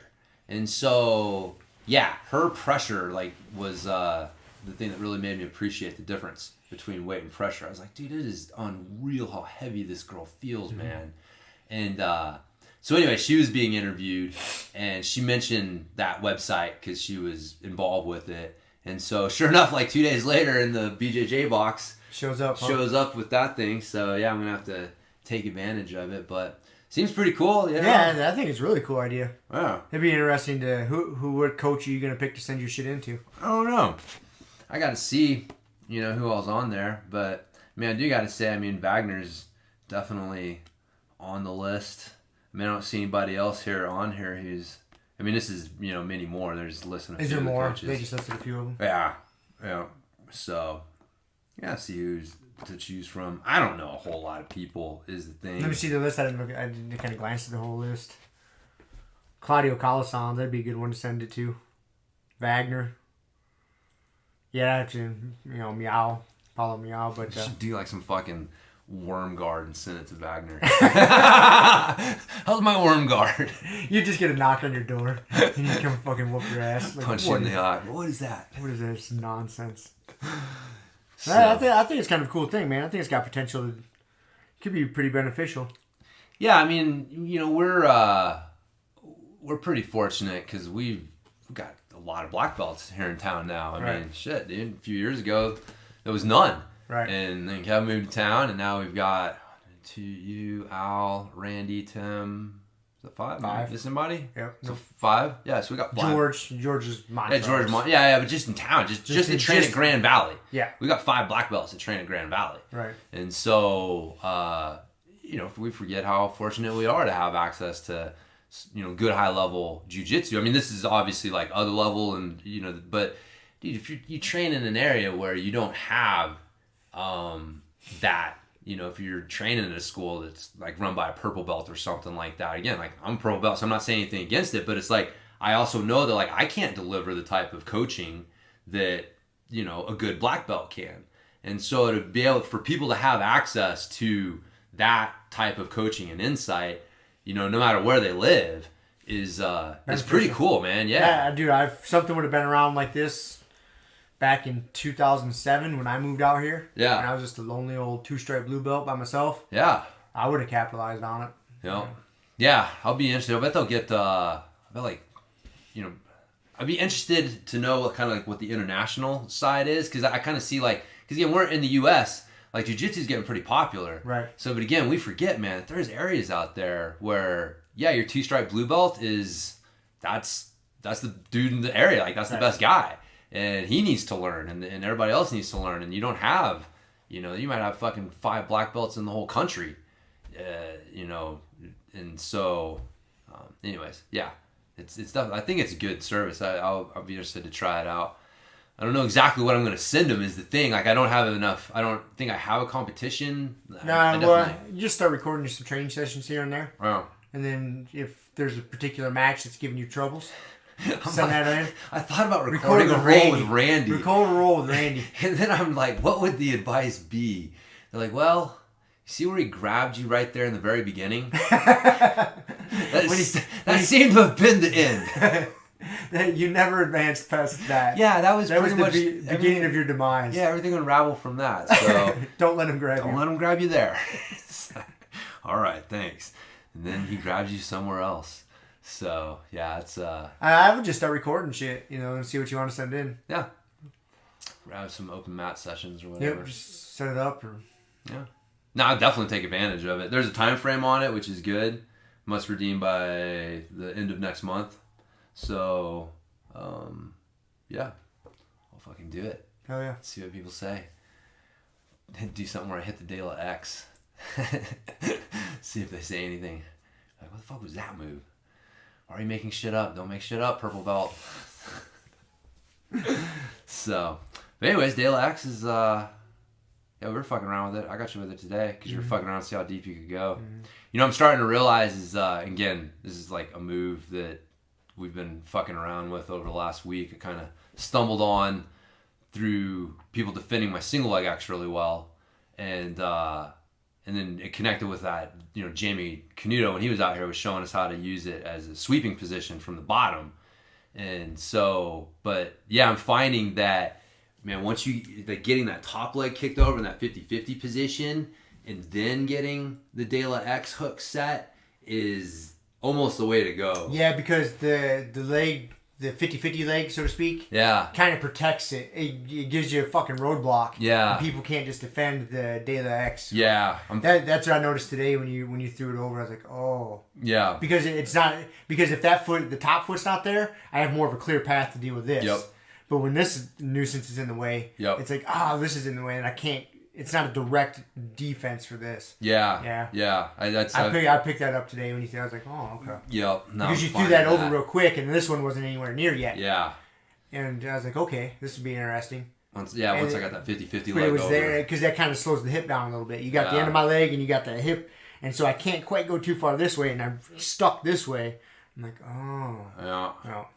Yeah. That's how, when you were going to put it on me, I I stuffed kept this trying. leg. I was trying to throw the De La X in first. Yes. And then dealing with this later. Yep, and that's what you got the De La X in, and I was able to stuff this leg and then take my other foot and I just put it on the back of your hamstring just to try and kill some of your leverage. But like I said, you just stood up and swept me because I had to sell out on defending that position, because if I didn't do that and you threw that leg over and locked it in, it's like, dude, it's really weird, man. Like, I haven't found, it's a, the saddle, the honey hole, whatever the fuck, inside Sankaku, is probably the closest thing I've found to, man, you lock that position up on someone, they're stuck. They're stuck. They're really stuck. Until they say you get out. Yeah. It's really hard and to get out of. It's way more secure than single leg X, and way more secure than just your knee bar position. But it's when you get someone locked in there, dude, it's you're not going. So you got to address that top leg, and then you got to address that bottom leg. Like I said, the only thing Kevin, what he did to get out of it was address the top leg, threw it over, and then threw De La X on me. And so I was like, oh, so that's the answer to De La X is De La X. Answers in the problem. Answers in the problem. So, anyways, and yes, we have made up a name for the fucking position. And Whatever. if someone, I fully expect down the line for someone to reveal to me what the true name is. We've been doing this forever. Yeah, exactly. This is called this from there. So, hey, fine. Right. I didn't invent shit. I'm not saying that at all. It's just an interesting position. That, I don't have a problem with naming shit in jiu-jitsu. No, we have it's to. your own little school. The Toledo Name it. choke, man. The Toledo choke. Yeah. And that's how I teach it to everybody. Yep. I'm sure there's a name for it. She doesn't call it the Toledo choke. Nope. Because I took a private lesson with her, and she showed that choke to me, and I've been using the shit out of it ever since. And she did not present this to me as, hey, this is the Toledo choke. Right, yeah. That would be, yeah. I'm not even sure what she called it. I think De La Hiva is the only one who can present his move as named And I after bet you him. he didn't even name it the De La Hiva. It was probably just something he started doing. Yeah. And his training partners were probably like, hey, this is the De La Hiva. The De La Hiva, yeah. So I almost guarantee that's probably how it came about. Yep.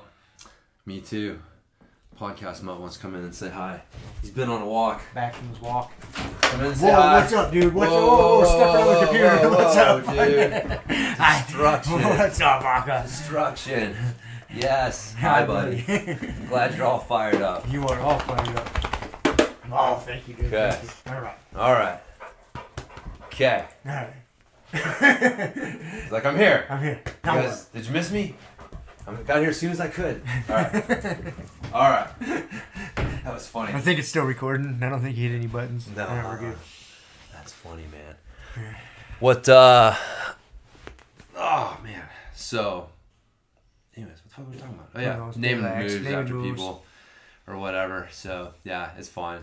As long as, the thing is there's a fine line between, you know, naming something and then saying that you invented it. And so I'm definitely not, like, when I throw a name on it, that is in no way, you know, claiming any sort of real, like, IP over it. Hello? Intellectual property, so. What's up, dude? What's up, brother? How was the hike or the walk? Good. All right, what time is it? Pokemon update time. Yes. Okay. So the Pokemon that I bring in is a Abomasnow. I bring it in because it is Christmas Eve, and the Abomasnow lives in snow. Yes, he does. And then he's the last stage, and stage 1 is called Snover, and his attacks are Quick Freeze. It does 70 damage, and Wild Tackle. It does 140 damage. Ooh, I like that one. Wild tackle. Wild tackle. I've seen some of those on the mats. White belts going at And it. then it has 140 hit points, and it's a water type. And then on the bottom of Quick Freeze, it says if your opponent's active Pokemon has any water energy attached to it, it is now paralyzed. And then on the bottom of Wild Tackle, this Pokemon does 20 damage to itself. Yeah, that does sound like a white belt tackling another white belt. Damage Does to 20 itself. damage to itself. I got 140 on you, but that hurt. There was a cost. Hey, this Wild Tackle actually does as much damage as its hit points. Ooh, well, hopefully he doesn't do it to himself. And you know what you should do? Huh. Why don't you go, remember the Christmas thing? Our, Oh yeah. okay. All right. Oh, no. He's got a Christmas message for all of us. Yes. I'm excited for this. Oh, yeah. I think you'll enjoy it. Aka, you are just fired up. We got him another drone. Did Finally. you? Yeah. Oh, God. Dude, Did he break the last one? loves that thing. Dude, he hasn't had one for a year. He breaks them all. Yeah. I mean, you know, eventually. The problem is like I can't help myself. I try to see how close I'm I can back. get. And so, So- I can always go. All right, so here we go. Ready? So this is my Christmas welcome. Merry Christmas, you filthy animal, and a Happy New Year. Nice, dude. Very Yep. nice. We've been watching the Home Alones. So, Home Alone 3 doesn't even have the main character in it. nah, Home Alone 3 doesn't exist. I've never far as seen. we're I've concerned. seen saw the first one. I never Yeah. saw the other ones. Yeah, the second one is where they got that. It was kind of similar. Remember, he had the TV playing in the first one, and he was using to, you know, pretend like somebody was there with a gun or whatever.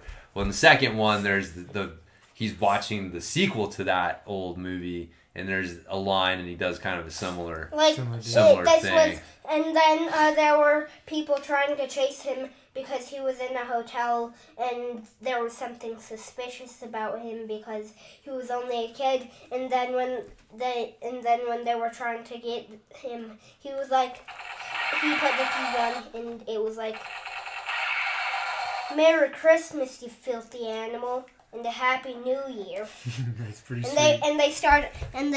and when the gun was shooting, they were like this, thinking that it was a real gun. Awesome. Yep. All right, man. Thanks, Appreciate it. Uh-huh. Thanks for the update. Just so you know, I have a fake gun. I'm not shooting anything. Well, That's good. I'm sure yeah. our listeners were very concerned about that. Yes, it sounds very real. Yeah. All right, buddy. Thanks, dude. We'll See ya. in a little bit here. Yeah. See ya. See ya. So, All right. have you seen Dragon Door's new isometric training contraption? No, I have not. Yes. Unfortunately, I have not. No, dude. This is so. For people that don't know, Dragon Door is the company behind the Russian kettlebell certification, Russian kettlebell challenge. It's the company that behind kettlebells and Pavel. Like that was his original publisher. Dan Duquesne is the guy that owns Dragon Door. And so, like I said, I'm just the point is like they are literally the reason that you know what kettlebells and who Pavel is. Like they spawned the modern kettlebell revolution. And so they now have an isometric training tool. It's $500, and they are billing it as the greatest, strength training tool since the kettlebell. Like they're fully positioning this thing to take over the kettlebell. What is it? I'm super curious as to what this thing is. So it's an old school training tool that I want to like make myself, but basically it's a board. Well, theirs is a metal deck that you stand on, and then it has just a like a carabiner, and then you attach a chain to it, and you can make the chain different lengths. Right. And at the top of the chain, you got a handle. Right. That's it.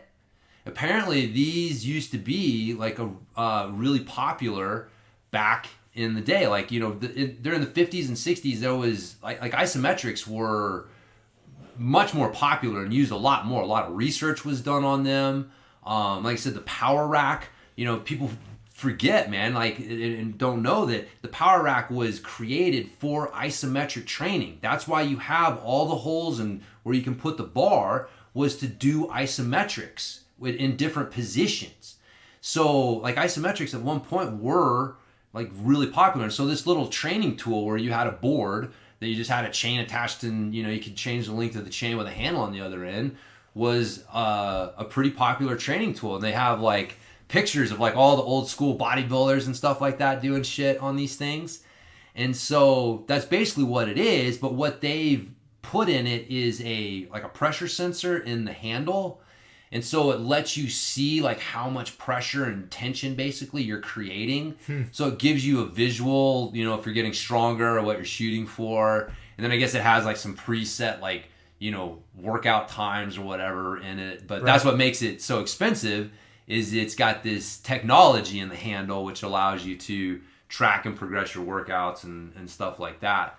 So, but it's dude, kudos for them. That's because that's part of the reason that I think that why isometrics aren't very popular is because they're hard to quantify. Yeah.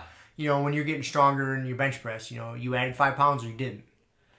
And when you're doing a ramping isometric, like we talk about all the time, you do your 50, your 80, 100. How do you know if you're getting stronger? Yeah. It's hard to measure. Yeah. So I can. No, I think so. I think that tools like that are great in the short run, but they're worthless in the long run. You know what I mean? Like, okay, in the short term, you're going to see those numbers go up. You're going to get stronger. Right. But after a year or two, they're not going to go up infinitely. No. Right? And so, and then at a certain point, they can start to cause frustration because you're going to have workouts where you're not hitting as high as you so you're not getting as high, so then you abandon it altogether. Yeah, you think, this sucks, and I'm not doing well. I'm regressing, and it's like because that's one of the problems with movement-based training. Because yes, you do have that feedback to let you know how you're progressing, the weight that you're moving, and the reps that you're doing. But those become a problem over the long run because you get so obsessed with them that you end up like hurting yourself chasing these numbers when the numbers don't really matter at a certain point. So like that, I like that. But like I said, the reality is it's going to be good in the short term, but it's going to be a potential problem in the long run if you don't prepare people mentally for the fact that like, dude, eventually you just need to turn that thing off. Like you don't need it. You don't want it. You just need to go in there and give your 100% for that day. And there's having feedback to kind of keep an eye on and things is great, but it's driving your workouts based on numbers. We've talked about it a bunch of times. That's one of the reasons we like isometrics is because it takes the numbers out of it, and so it's more you're driving your training based more on your intrinsic feel rather than some sort of external feedback. So again, you want to find the tension between those two things, but yeah, I just thought it was extremely interesting, man. Like the isometrics are starting to, they're really starting to get some more traction in the fitness world. You got that guy with the ISOFIT machine. I think I sent you the link to that $2,500 contraption. Yep. So you got a dude over in the Europe who's got a machine, $2,500, certifications. Its whole thing is isometrics. Now you got Dragon Door. And again, man, like say what you will about their marketing, like Dragon Door, they're also the people behind Convict Conditioning. Mm-hmm. So again, whether Paul Wade or whoever the fuck it is really exists or all that stuff, if it was really Dan Duquesne, in disguise, like I don't know, right? Like that was a rumor, right? Who is this guy? Yeah, I don't know if they've ever actually fucking ID'd him, but at one point, like that was like the mystery. It was like, does this guy even really exist, or is he like a fucking pen name?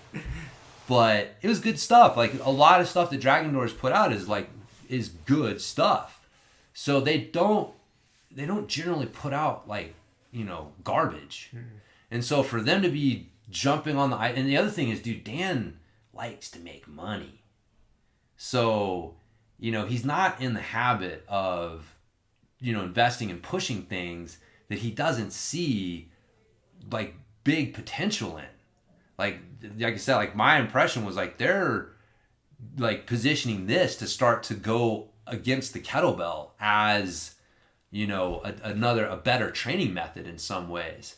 So I was like, yeah, dude, this is, the fucking tides are changing, man. I'm surprised Pavel didn't talk about it on the Joe Rogan podcast there last week or 2 weeks ago. Well, he's not involved with Dragon Door. Oh, not anymore. No. That's where Strong First came from. Oh, that's right. He split because he wanted to. Because he's Strong First now. He's Strong First, and again, like this is That's right. I forgot about hearsay. Because it's funny, man. Like, because I know Dan John. I've had beers with him, and talk about stuff that's not necessarily just all training related, and some other people that have been involved in like RKC stuff, and apparently like at one point Pavel he was fed up with the kettlebell. He was tired of it, and he was just he's the kettlebell guy, and he's burned out on it, and he's like he really wanted to start pushing the barbell training side of it, because that's what Strong First was. They've got a barbell certification, like that's a big part of what they do as well.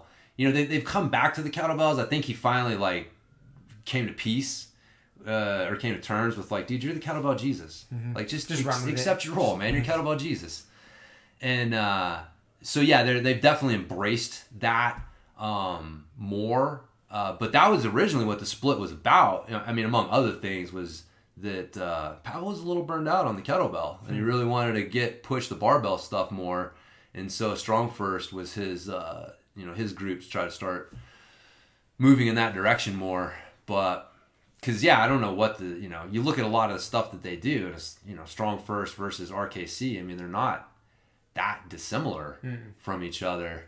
But I think I told you, man, I did a RKC certification, and nobody knew at the time, but Pavel was getting ready to split off and go start the Strong First thing. And one of the things is Strong First has you do double kettlebell presses, and I forget what the fuck else it was, but swings, double kettlebell swings, and the RKC has you do single for your testing. And so I remember we all showed up having trained the single, and I remember everybody was freaking out because rumor was they were going to have us do the double, and this was, we didn't know it, but this was Pavel like kind of taking over and like doing one of his first like kind of Strong First standards or whatever. So yeah, we got tested on the double kettlebell press and double kettlebell swing instead of just the single like normal. And then like a month later he split off and started Strong First, and that was one of their things. It's like, we test the double blah blah blah, and it's like, I see what was going on there. It's funny. Yeah, but dude, people were freaked out. I remember that. I'm sure. They were like, because they become specialists. Yep. And they spend a lot of money and time, because not free to show up and do that certification. No. You got to pass that test to get the certification. Yep. So if you don't, you're pissing your money. If you haven't been practicing double presses, and it's anywhere double near swings, like it's a different thing. So, I remember I was like, oh, fuck, I wasn't there to pass anyways. I didn't pass. I fucking failed my snatch test because I let my forearm touch my thigh after I put the kettlebell on the ground. So, Yeah, one of the rules is you can't touch your leg with your other hand while the other hand is touching the kettlebell. Mm-hmm. And so again, like my understanding of that was like, well, I can't do a swing, like using this your hand, and right. use my hand to help, or it's a snatch test, Right. Right? Yeah, do 100 snatches in 5 minutes, Right. And so I can see that, right? And so that was my understanding of it. But I had this habit from training. I never even thought about it, man. Never even thought about it. That when I parked the kettlebell, I would park it, and then I would put my hand on my thigh and then let go and stand up after parking the bell. Mm-hmm. Technically, I am putting one arm on my leg while the other hand is touching a kettlebell. So I got flagged twice for that. And then the third time was because they said I didn't lock this elbow that doesn't straighten all the way. I didn't lock it out all the way. And it's like, fucking no shit, man. My elbow doesn't lock out all the way. Neither does Pavel's. He wouldn't pass the fucking test. But that's how I failed. I got to like 92 or 90. That's right. I got up to 90 and I had 30 seconds left. And so I was just going to park it for a second and then just bang out my last 10. And when I parked it, I went like that and stood up and they're like, disqualified, third flag. I'm like, what are you talking about? And they're like, you put your hand on your thigh again. And I was just like, I did, so whatever, But I ended up passing the fucking, I did the standard. Like, I was like, you know what? Like, I'm going to do it. And so I hired Brett Jones, who is big time, he was a big kettlebell guy. One of the top guys in the RKC at the time. So, but he did distance coaching. So I hired him to do my programming for about 6 months. And I was like, dude, I want to pass this test. And so, but yeah, so I ended up doing it, sent him the video, and he was like, yeah, that would have passed. I was like, cool. And he's like, you can take the certification again and, blah, blah, blah. And I'm like, you're getting the wrong thing. I don't need the fucking letters behind my name. That's not why I went. I'm trying to go learn stuff. Like, I don't give a fuck about certification. Like, yeah, that's just to impress other trainers. Yeah. Fuck those guys. So, but yeah, now they're all into the isometric thing. So I'm very curious to see where this goes. As soon as we get done recording, I'm gonna look that thing up. Yeah, it's pretty cool. I want to make one for myself. I mean, it looks. I've considered making a platform before. We talked about it on here a long time ago. Yeah, it'd be super easy to make some sort of platform with a couple. Like a bar, like on each side, something that you can wrap a belt around or strap, chain. Like you could have different anchor points. Like I've thought about it quite a bit. It'd be really easy and cheap to do. Yeah. And you could have any sort of different configuration you wanted to strap stuff to. Like. Yep. Isometrics, man. Yep. They're the future. So the future is now. And the past. I know. That's the thing, man. It's one of the questions. I got was like, why don't more coaches use isometrics? Like, if isometrics are so great, then like, why don't more coaches use them? And I'm kind of curious, like, what your reply, because you know what I mean, like that's a valid thing, mm-hmm. right? Okay, well, why don't more people use them if they're so fucking awesome, man? And it's like, well, they do planks, right? They do pauses at the bottom. Like, if you look at people's training programs, you'll see isometrics, elements of isometric holds. Slow training, which we talked about in the last episode, mm-hmm. is also in that category. That kind of super slow training, that constant tension. So people do use those. In fact, I think that's one of the, like the tempo training, right? Where you come down to a count of 3, pause for a count of 1, 3, 1, 2, 3, 1, 2, whatever, right? Is, yeah. I think that the reason that shit was so effective was because it forced people to get into like the slow isometric side of the line. Mm-hmm. Because if you're coming down to a count of 3 and then you're doing an isometric pause for 1 at the bottom and then pushing up and is like that's different. You're dabbling in, you're starting to get some training effect from that. So like I don't think everyone's like, oh well, you're reducing the stretch shortening cycle and all this other shit. And it's like, great. I'm sure that is what's happening physiologically. But like what you're really doing is you're exposing your body to a completely different stimulus than just normal speed lifting. And so again, if you look at it, you see these elements. It's just, unfortunately, a lot of coaches don't really use them in a systematic, intentional way is what it is. They're kind of like, you do planks and you do some like pauses here, but it's not like I use isometrics and here's how I use them. It's just this like unintentional thing that they're doing. But I'd argue that every top coach, every great coach, every team, they all use isometrics and elements of slow training. They just don't do it intentionally. So yeah, that's pretty fair. And that, and also another answer to that question is the why more coaches don't use them. I think a lot of people just aren't privy to them. Right. You know, yeah. They're not as popular. Like you said, like when you look at it, you realize like, oh, they are. But it's kind of like if you don't understand, why something is successful, you can't necessarily take advantage of it the way that you should be able to. And so, man, people just get past a lot of the stuff. Oh, planks are, that's great. That's about as, far as a lot of people get in like true isometric training. Like you said, outside of doing some pauses at the bottom or things like that. But yeah, man, it's people use it. They just don't do it intentionally. And I think it's going to be different, man. 2020 is going to be like that. The next decade is going to be different. Like it's going to be really interesting to see because you got isometrics. You've got, the steel mace. The heavy Indian club hasn't really come along with that, but it's still kind of in that. But, those two things right there, the steel mace and isometrics represent, kind of like the kettlebell, right? Like, the kettlebell in 2000 or even like 2010. Dude, if you looked at like where we're at now, like 10 years ago in 2010 to 2020, like it's different, right? Like the kettlebell came on the scene and it changed a lot of how people think about and approach fitness and stuff. And again, we just take it for granted. But I think that, the next decade, we're going to come out into 2030 and be like, dude, isometrics and, leverage-based training tools really help shape what we're doing now. Compared to what we were doing. So we'll all look back and pretend that's the way it always was. That's the way it's always been. Yeah, that's the way it's always been, man. So anyways. Yeah.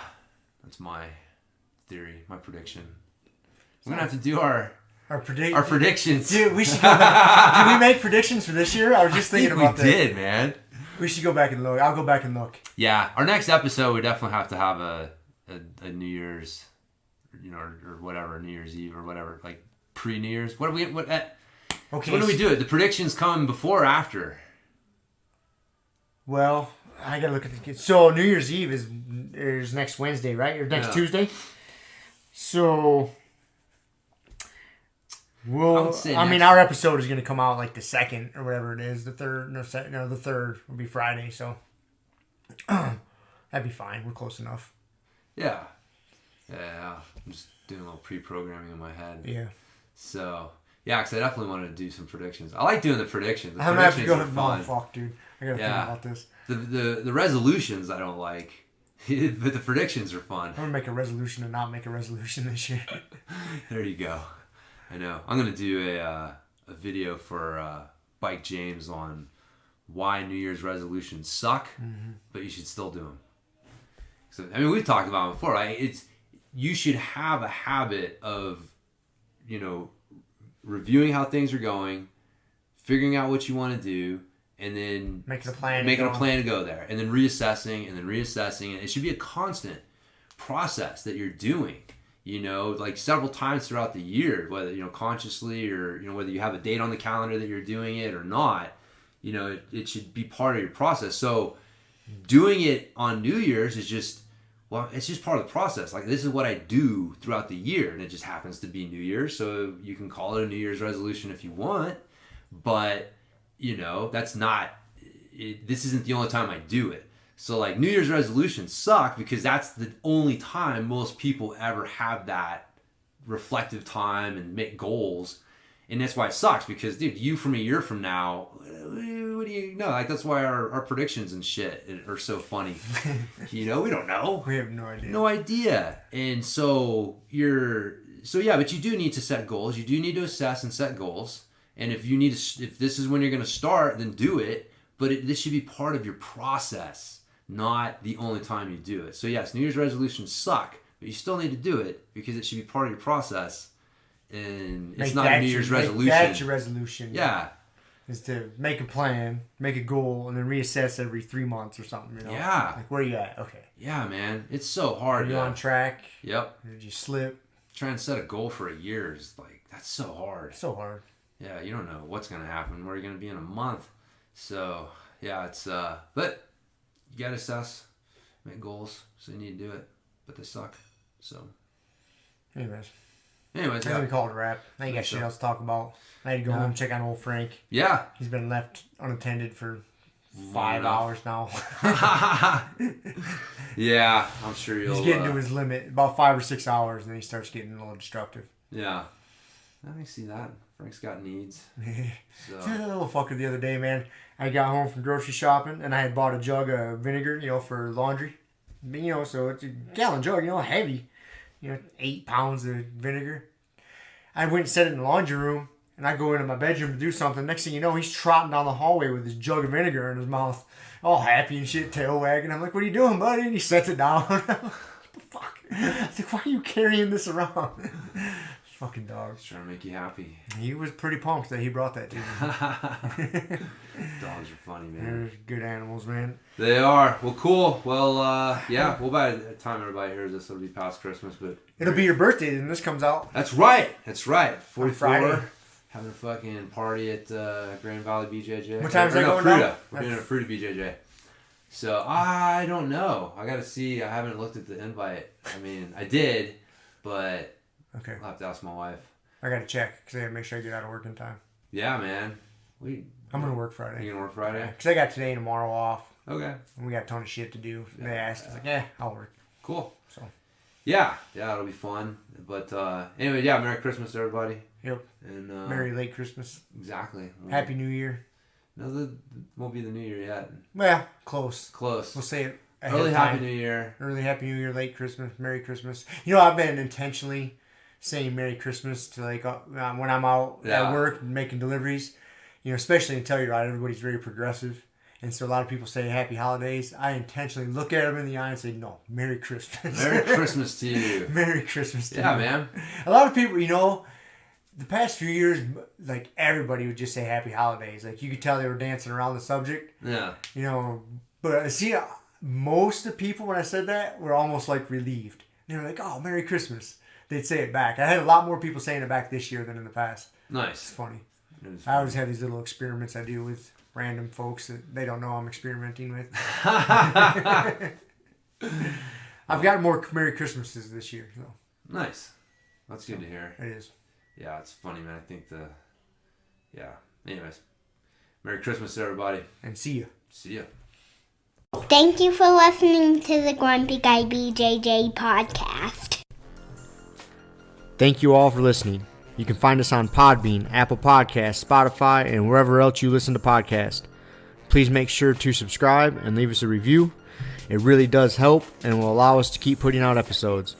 If you have any questions, comments, or ideas, hit us up at grumpyguybjj@gmail.com.